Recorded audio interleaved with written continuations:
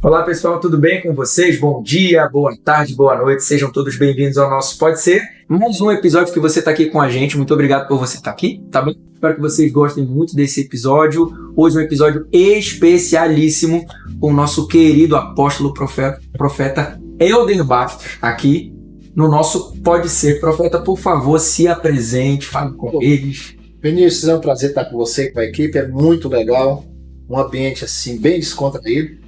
E é muito importante estar com vocês, porque a gente vai partilhar aquilo que a gente viveu esse final de semana, que foi extraordinário. Isso foi incrível mesmo. Verdade.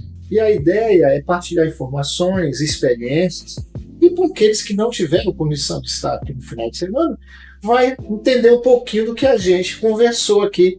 E um assunto talvez pouco explorado nas igrejas locais como culto normal. Sim. E agora, se você perceber bem, existe um movimento sobre as ações proféticas, conferências proféticas. O profético começou a se movimentar e eu acho que esse assunto de hoje vai ser muito legal. Maravilha. Deixa eu já começar então te perguntando um assunto que talvez seja meio confuso para o pessoal que está assistindo. Às vezes fica confuso para mim também. Sim. Tá? Porque hoje tu vê muita gente se denominando apóstolo, se denominando profeta. Qual é a diferença, então, do apóstolo para o profeta? Tá.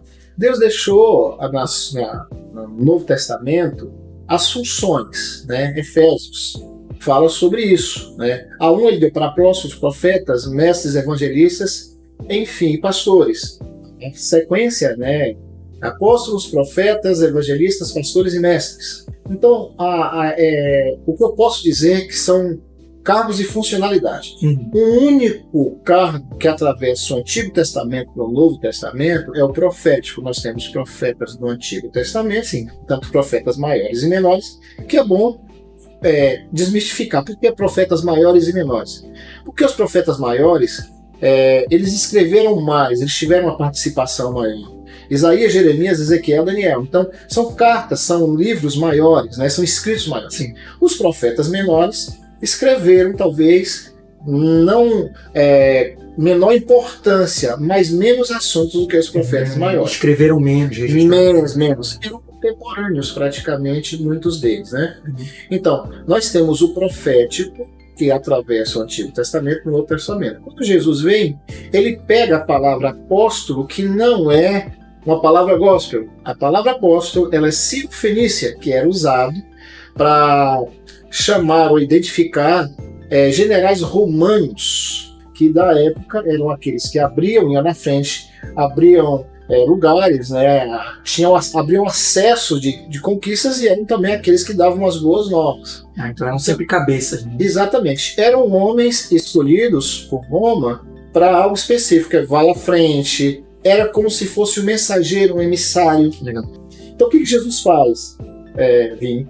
Ele pega os 12 e não dá um título que ninguém conhecia, porque Jesus só tinha 3 anos. Imagine se eu chego para você e falo aqui um nome que você não vai saber a função. Então o que ele faz? Ele pega o nome apóstolo, denomina os 12, porque todo mundo queria saber.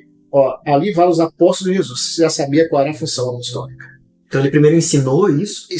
Porque na realidade ele pega já um nome que já existia, porque todo mundo já sabia o que era apóstolo. Perfeito. Então o que ele faz? Ele só dá um nome que todo mundo já conhecia as suas atribuições. Então, qual a diferença do apóstolo, do profeta e das outras funções? O nome já fala, são funções. Apóstolo é aquele que coordena, é aquele que vai à frente, é o emissário, é aquele que desbrava, é aquele que estabelece.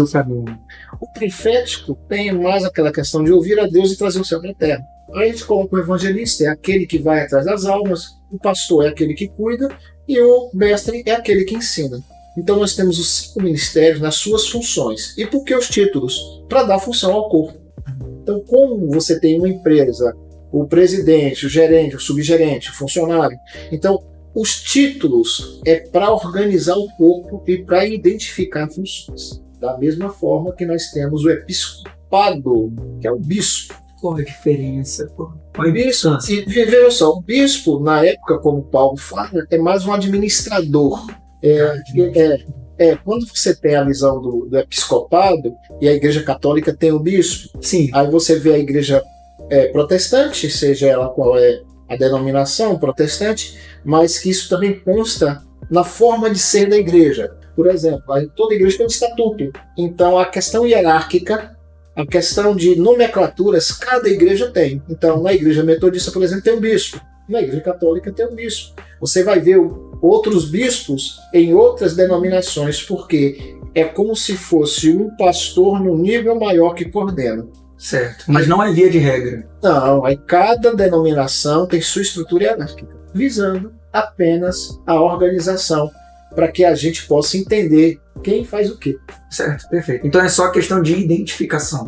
E a questão do chamado, né? Cada apóstolo tem as suas atribuições do chamado, o profeta tem, o pastor tem, o evangelista tem e o mestre tem.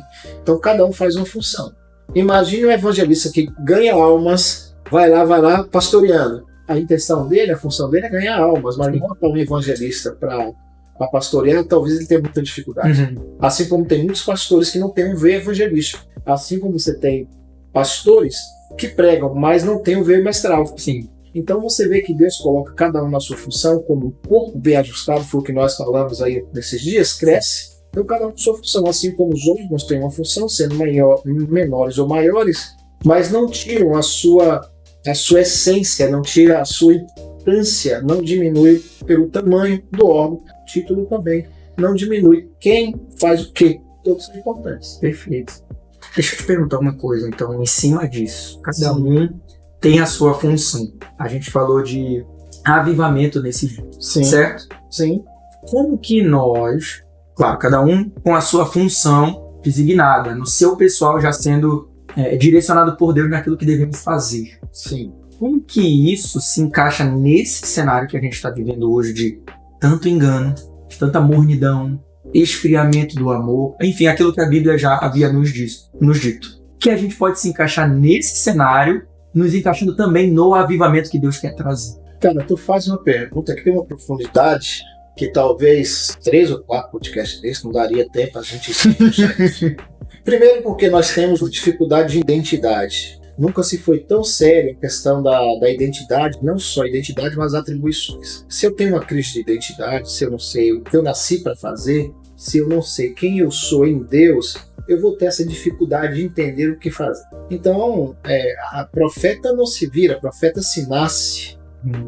Então vamos lá para Jeremias 1, versículo 3 e 4, né, principalmente o 4 e ali o 5. Eu te chamei desde o ventre da tua mãe e te santifiquei como profeta das nações. Então existe um chamado de Salmo 139, Senhor, tu me sondas, me conhece o meu deitar e me levantar. Eu era uma substância informe, o Senhor já me chamava pelo nome. E o nome nós vamos falar sobre identidade. Então como é que se encaixa isso em todo essa questão do avivamento? É quando Deus começa a dar a identidade certa, aquilo que nós chamamos de destino profético de cada um. Se eu fizesse uma pergunta para você e para a equipe que estão me olhando aqui, a queima-roupa, me defina o que você é sem falar o que você faz. E eu vou tomar uma água. Agora, quem eu sou sem falar o que eu faço? E para a equipe, bem, me defina quem você é sem falar o que você faz. Tá vendo? É difícil. Não é? Pensar assim. Se você me pergunta, eu sei quem eu sou sem falar o que eu faço. Então já está definido dentro de mim. Porque eu já tenho, não algo título, mas eu tenho uma função. Pessoal. Eu sei. Eu sou o pai do destino que tem uma função e é o encargo de levar pessoas ao seu destino profético através da paternidade de Deus. Quem eu sou? Quem eu sou? Posso ser um apóstolo, ser apenas um servo. Então, os títulos, eles servem para a gente nos posicionar. Mas, respondendo a sua pergunta para não ficar vaga, o avivamento dentro daquilo que nós estamos vivendo. Por que tem pessoas em crise? Porque não acharam ainda a sua identidade profética. Seu propósito. Quando você é levado para fazer alguma coisa, como, por exemplo, imagine você se formar em alguma coisa porque os seus pais projetam o sonho deles em você. Quando você se forma, você não tem prazer em fazer aquilo que você está fazendo, porque você está exercendo função de outro. A maioria das pessoas na igreja, elas estão distorcidas na sua função. Mesmo porque nem todos, como diz a própria Bíblia, são todos apóstolos, são todos profetas, são todos mestres. Então eu acredito que a necessidade e os sonhos de outros, projetados em outros, bagunçou a questão da identidade. Vou fazer outra pergunta. Certo. O que você faria para o resto da sua vida com satisfação. O que você quer fazer o resto da sua vida? Ensinar. Pronto. Tá vendo como a resposta veio rápido? Sim. Porque já está definido dentro de você. Você pode até mensurar outras coisas, você pode até exercer outras coisas, mas o ensino está intrínseco dentro de você. Se você ensinasse a vida toda, e quem faz o que ama, todo dia é férias. Legal. Não tem trabalho. Não tem. Caramba. Então, qual é a questão hoje do avivamento? O avivamento vai tracionar cada um para o chamado de Deus para a vida. O avivamento vai revelar não só a sua identidade, mas a identidade que Deus gerou em você, em cada um de nós. Tá, outra pergunta. Agora é o podcast, né? Agora está sendo trazido. Sim. Se Deus sabe de todas as coisas, por que ele prova o coração? Se ele já sabe a resposta. Deus sabe o que eu vou falar. A palavra diz que antes saiu uma palavra da minha boca, eu já conheço, que ele já conhece. Então, se Deus sabe a resposta, por que ele prova o coração? Umas perguntas difíceis de atirar assim na hora. Não, na realidade, Deus não está mostrando, Deus com essa questão da prova, ele não está querendo que você mostre quem você é, ele está querendo que você veja quem você é. É pra gente ver. Claro, É ele. porque é ele. Caramba. Porque é nesse lugar que você vai ver quem realmente você é. Porque se ele prova o coração, não é para convencer ele, nem convencer, nem decepcionar. Ele já sabe. Tá. A sua voz, ele já sabe. Quem fez foi ele. Sim. Então, o seu pensamento, nenhum pensamento vem à nossa cabeça, a palavra, ele já conhece. Então, qual é a intenção de Deus? É revelar quem nós somos para nós mesmos. Olhar no espelho. Exatamente. Então, como é que vem o avivamento nesse tempo? O avivamento nesse tempo, se fala muito na neurociência, agora na psicologia, sobre o autoconhecimento. Então, no autoconhecimento, eu apenas não preciso apenas ver o meu sentimento, mas eu preciso definir realmente quem eu sou. Quando eu sei quem eu sou, eu nunca vou querer ser outra pessoa, por melhor que ela seja, por pior que ela Não vai seja. se comparar. Não, Tá tudo já aqui. tá resolvido. Tá resolvido. Cara, as respostas dessas perguntas são tudo simples. Assim, em Gênesis 49, Jacó chama os seus 12 filhos, dá um destino e identidade para cada um deles. O que é o avivamento geracional dentro daquilo que a gente está vivendo hoje? Quando nós temos respostas simples para perguntas complexas, nós estamos falando que os problemas internos estão resolvidos. Eu tenho os conflitos externos e internos. A maioria dos meus conflitos externos é uma consequência dos meus conflitos internos. Só expõe, né? Quando eu resolvo os meus internos, eu minimizo ou resolvo a maioria dos externos. Então tudo está aqui dentro. Certo. A maioria das pessoas hoje, na questão do avivamento, está mais ligado à mudança de vida, a voltar, a refazer um caminho. A confissão de pecados, reconhecimento, arrependimento. Nós temos uma série de ações que trazem transformação. Quando eu trabalho no avivamento, um dos princípios do avivamento é transformação. Se você pegar o avivamento dos grandes centros das cidades, como Alonga, Rua Azusa, Pensacola, ou qualquer outro, você vai ver que houve uma transformação na cidade. E o avivamento, nós estamos falando sobre transformação de cidades. Tanto que o nosso texto base é Atos 1, versículo 8. E recebereis poder ao descer sobre vós o Espírito Santo. Certo. Semeiem minhas testemunhas tanto de Jerusalém, Judéia, a Samaria até os confins da terra. Então, a ideia de Deus é uma expansão. O avivamento começa em você, começa nela. E aqui, imagina, nós somos aqui em 6. Nós estamos aqui em 6. 7 com o Espírito Santo. Sim. Nós estamos aqui em 6. Uma brasa só, ela iria esfriar. Rápido. Mas 2, 3, 4, 5 brasas, a gente faz o churrasco. Essa é a ideia da descida do Espírito Santo. Tá, calma aí. É porque assim, avivamento hoje, tem-se a ideia, e eu vou te falar isso de tantos lugares que eu passei, tantas coisas que eu vejo, rede social, enfim. Tem-se a ideia de que avivamento é um progresso.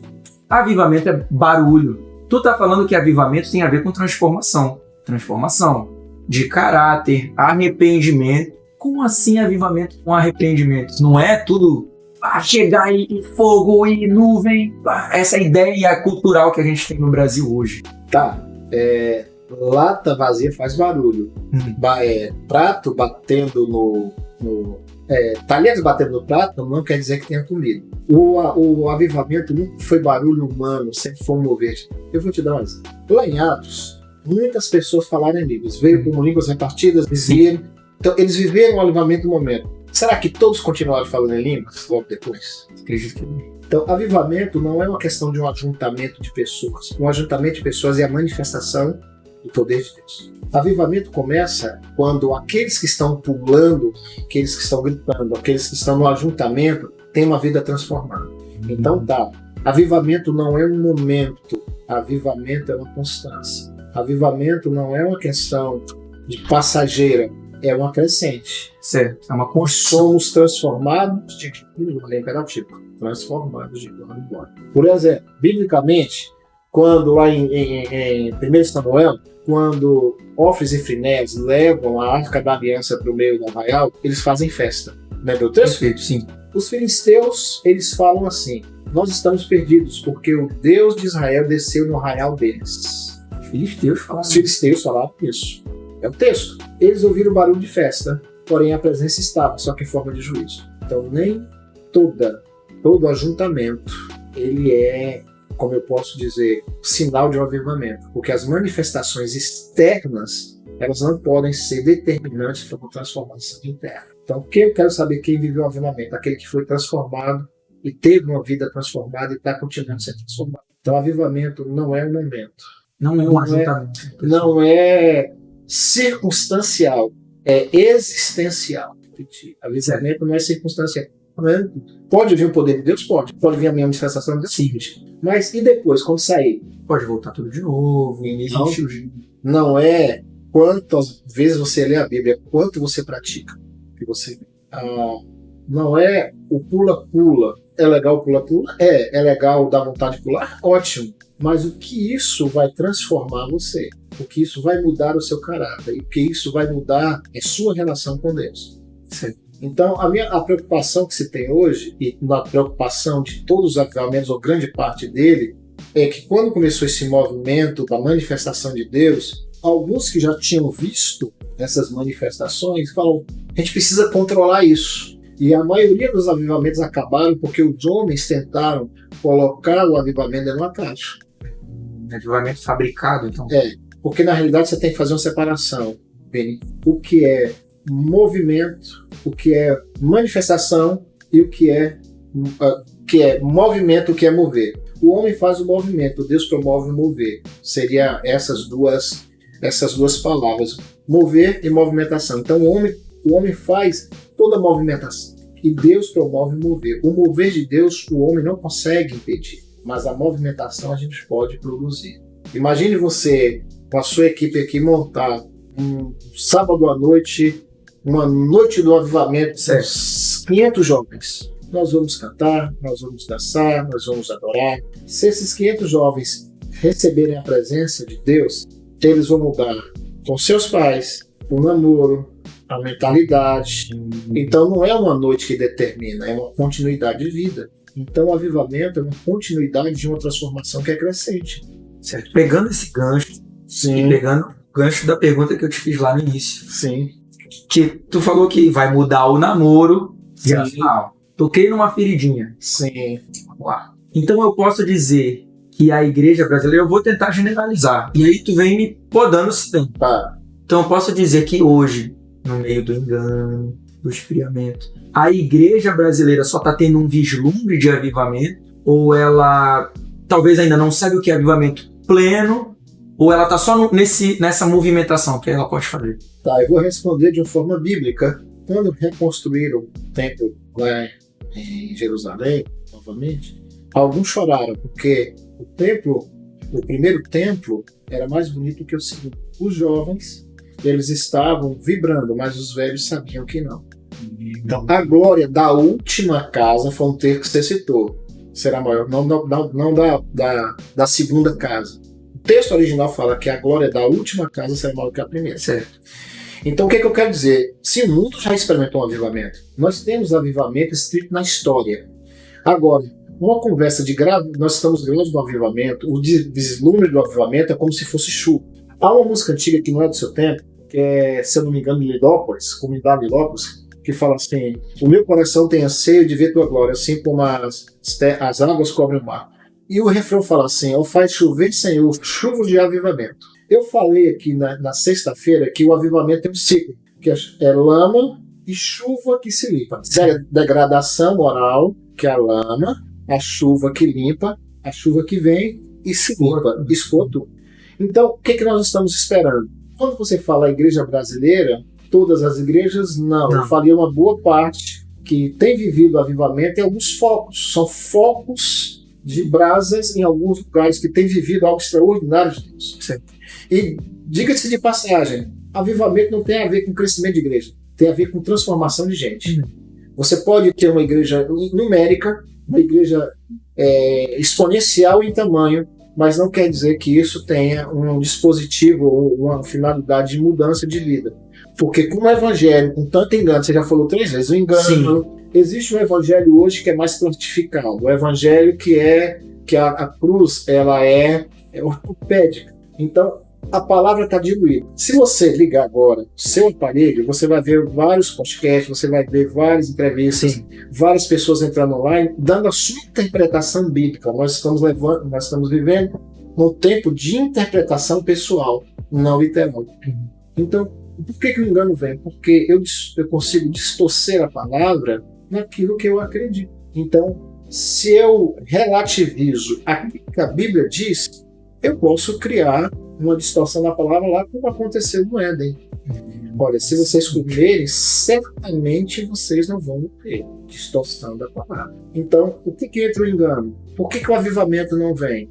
O texto que eu citei de Atos 3, do 19 ao 21, que diz que Jesus é necessário que Jesus esteja retido no céu até a restauração de todas as coisas. Sim. Eu estou falando que ele está essa era que nós estamos vivendo, a expectativa que nós estamos vivendo é que a igreja ela mude a direção dos olhos, igual diz lá em Apocalipse 1, versículo 12, onde João fala: virei-me para ver, falava comigo. Então a igreja, eu acredito que precisa dar uma renovação na sua visão e entender que o avivamento não é esse movimento, mas é o mover do Espírito. Então o que vem o engano? Porque nós não entendemos ainda a essência de um avivamento. E se você tentar fazer um Ctrl-C, Ctrl-V dos avivamentos que aconteceram, nós estamos esbarrando sobre a cultura, o tempo. Era tudo para aquele tempo. Pois é. Você quer ver uma coisa? Aí você vai tomar um susto. A música que nós cantamos hoje, as músicas que nós cantamos hoje, ela tem uma pegada. O worship hoje é uma visão. Imagine se isso fosse há 10 anos atrás. Quem é que queria ver uma pessoa tocando violão solo? Você entende? Tinha orquestra, tinha metais e banda. Pois é. Mas, se você olhar a música do Brasil, há 20 anos atrás tinha um cara chamado Sóstenes Mendes. Só o teclado. Você vai ver Azaf Borba, só o violão. Sim. Cirilo, quando começa, Poderoso Deus. Uma música de 9 minutos. Você entende? Então, nós não descobrimos a pólvora agora. Naquele tempo funcionou. Felipe, Vinícius, o quarto secreto ainda funciona, o jejum ainda funciona, o choro ainda funciona, orar de joelho ainda funciona. Essas coisas não caíram de moda. O que a gente está em xeque aqui é o teor do que nós cantamos. Agora nós estamos menos cristocêntricos para músicas egocêntricas. Nós estamos cantando menos Cristo, menos cruz, menos arrependimento. Nós avançamos muito em melodia e arranjo. Cara, como nós avançamos. Porque tem tecnologia hoje.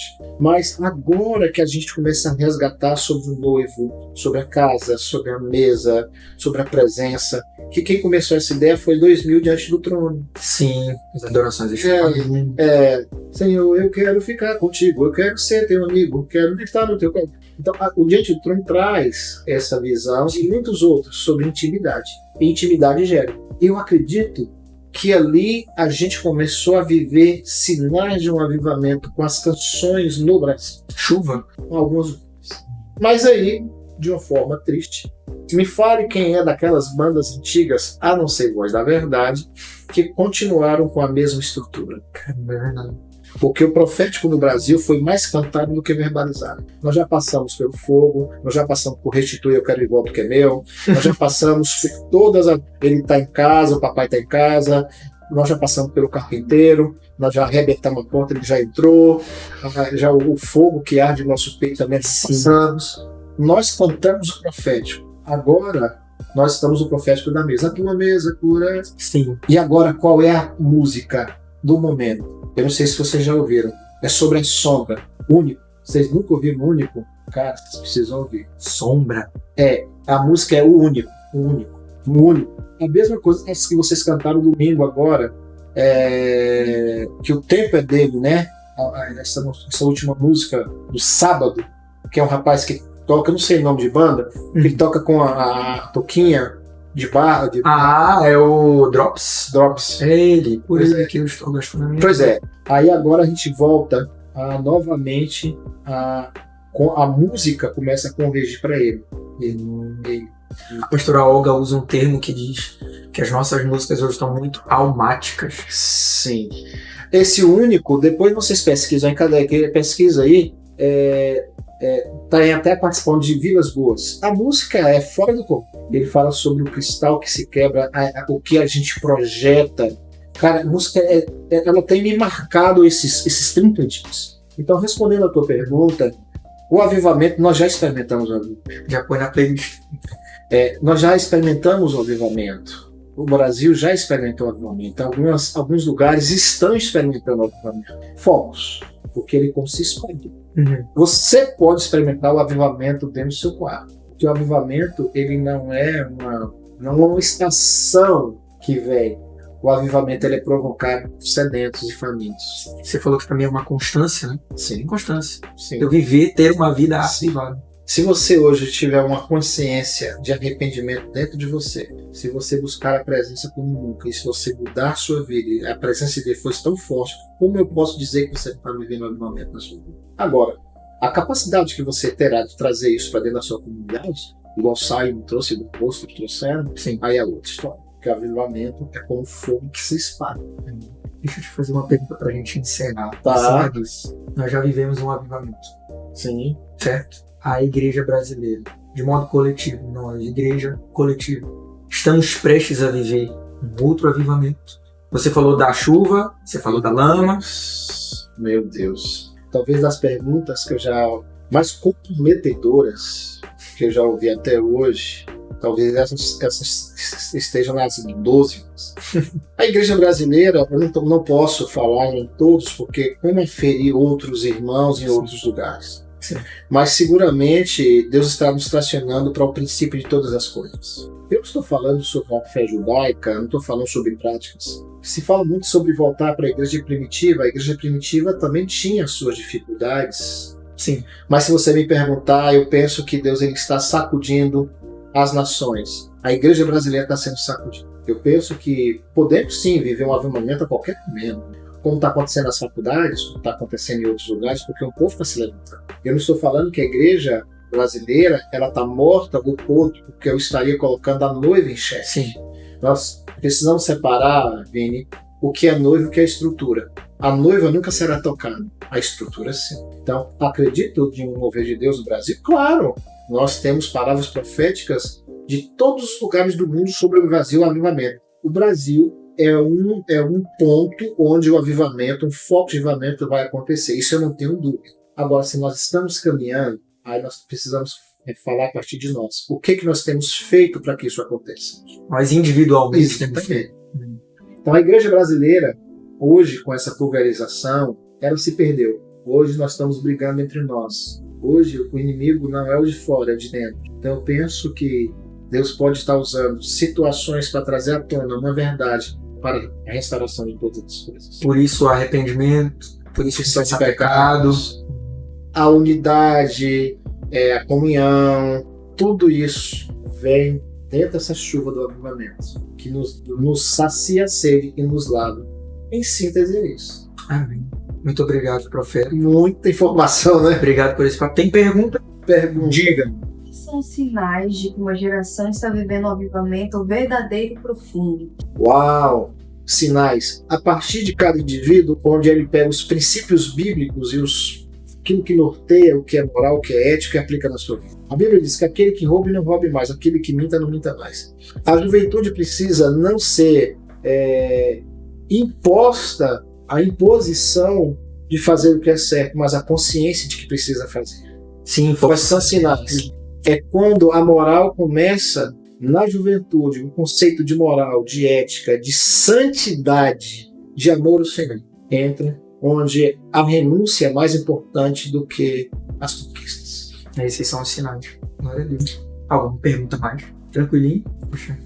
Apóstolo, muito obrigado por esse tempo. Quero agradecer você. Quero também agradecer você que esteve aqui com a gente. Se você tiver dúvidas, escreve aí nos comentários, deixa um comentário pra gente falando a respeito desse vídeo ou alguma dúvida pra ele, a gente passa pra ele. Eu quero fazer um desafio.